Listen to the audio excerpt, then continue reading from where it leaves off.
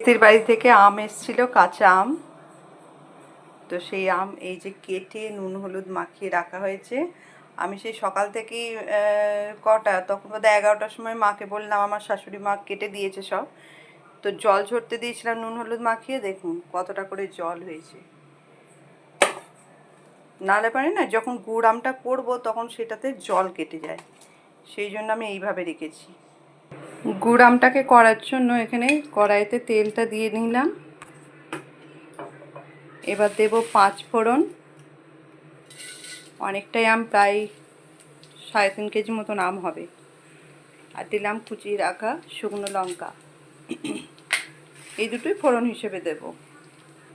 ফোড়নটাতে যেই মিষ্টি গন্ধ এরকম লালচে হয়েছে, এবার আমি আমগুলো দিয়ে দেব।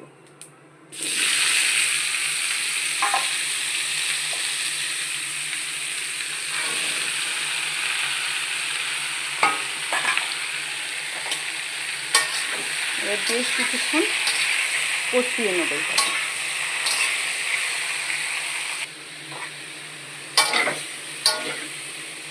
কড়াইয়ের মধ্যে এবার একটু ঢাকাটা দিয়ে দেবো, এখন হোক আস্তে আস্তে।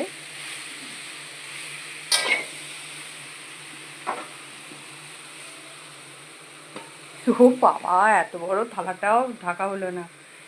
এটা 6 কেজি মাংস রান্না হওয়ার কড়াই। বাবা রে বাবা।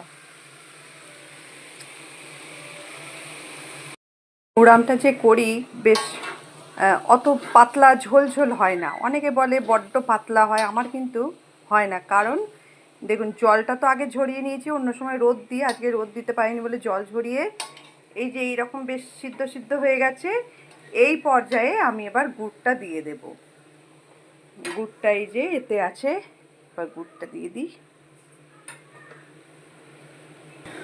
গুড়টা এত সুন্দর, যেমন কালার আর তেমনি খেতেও। আমি খানিকটা শুধু মুখেই খেয়ে ফেললাম। এবার এই গুড়টা দিয়ে বেশ কিছুক্ষণ কষিয়ে কষিয়ে বানাতে হবে। গুড় দেওয়ার পরে প্রায় এটা 15 মিনিট ধরে একদম লো ফ্লেমে এটাকে শুধু কষিয়ে যাচ্ছে। আরও একটু, খুব যে বিশাল ঝোল হয়ে যেতে হয় না, কিন্তু এটা আরও ঝোলটা শুকাবে। আমার গুড় আম একদম পুরো রেডি।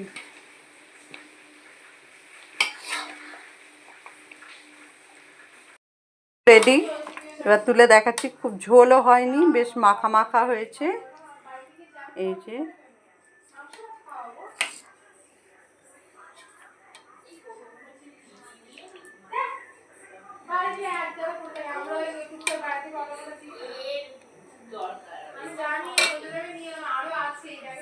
খুব সুন্দর খেতে হয়েছে।